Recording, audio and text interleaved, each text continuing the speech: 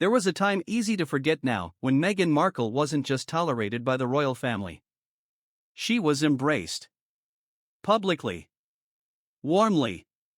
Almost enthusiastically. And nowhere was that clearer than Christmas at Sandringham. In December 2017, just 1 month after the engagement, Meghan was invited to join Prince Harry for the royal family's private Christmas at Sandringham Estate. That alone was extraordinary. At the time, she wasn't a working royal. No ring on the calendar. No official role. Yet there she was inside the most traditional inner circle of the monarchy. It looked like acceptance. It felt like belonging. And for a moment, it seemed unshakable. But just days later, everything tilted. While guest editing BBC Radio 4's Today program, Harry casually described the royal family as the family Meghan never had. The words landed softly in the studio but detonated everywhere else. To some listeners, it sounded affectionate. To others, it sounded like something far sharper, an implication that Meghan's own family had failed her, and that the firm had stepped in to fill the void. That single sentence changed the tone of everything. The fiercest response didn't come from palace insiders or tabloids, it came from Meghan's half-sister, Samantha Markle. She pushed back publicly, insisting Meghan was never estranged, never abandoned, never lacking family. According to her, Meghan wasn't isolated, just busy. The message was blunt: marrying into royalty doesn't erase the family you came from. And that was the moment the fracture became permanent.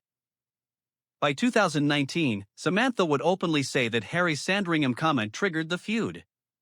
In interviews and documentaries, the language hardened.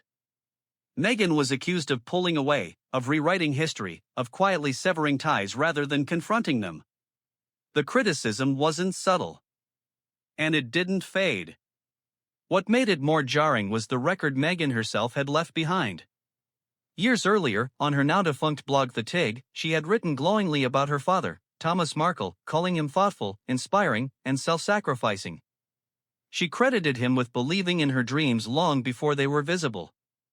It painted a picture of closeness that didn't match the later silence. Then came the wedding. When Thomas Markle fell ill and couldn't attend, Meghan chose to walk alone until King Charles III, then Prince of Wales, stepped in and escorted her partway down the aisle. It was widely seen as a symbolic moment, the royal family quite literally meeting her halfway. At that point, the institution was still protecting her. Still cushioning her. Still choosing unity. But warmth doesn't always survive pressure. Fast forward to now. Thomas Markle has never met Archie or Lilibet. From a hospital bed in the Philippines, he said he wants reconciliation, that he doesn't want to die estranged, that he wants to meet his grandchildren. Meghan, according to reports, has sent a letter but expects no real resolution. The distance remains. Solid. Familiar. And this pattern doesn't stop with her birth family. Meghan has spoken fondly of that first Sandringham Christmas, calling it amazing, saying it felt like the big family she'd always wanted. Queen Elizabeth II even publicly acknowledged welcoming new members during her Christmas broadcast that year, with Harry and Meghan's photo displayed behind her. The message was clear: she was in. Yet this Christmas marks the 6th year Harry and Meghan will spend away from the royal family. While the royals gather in Norfolk, the Sussexes will remain more than 5,000 miles away in Montecito. No Sandringham.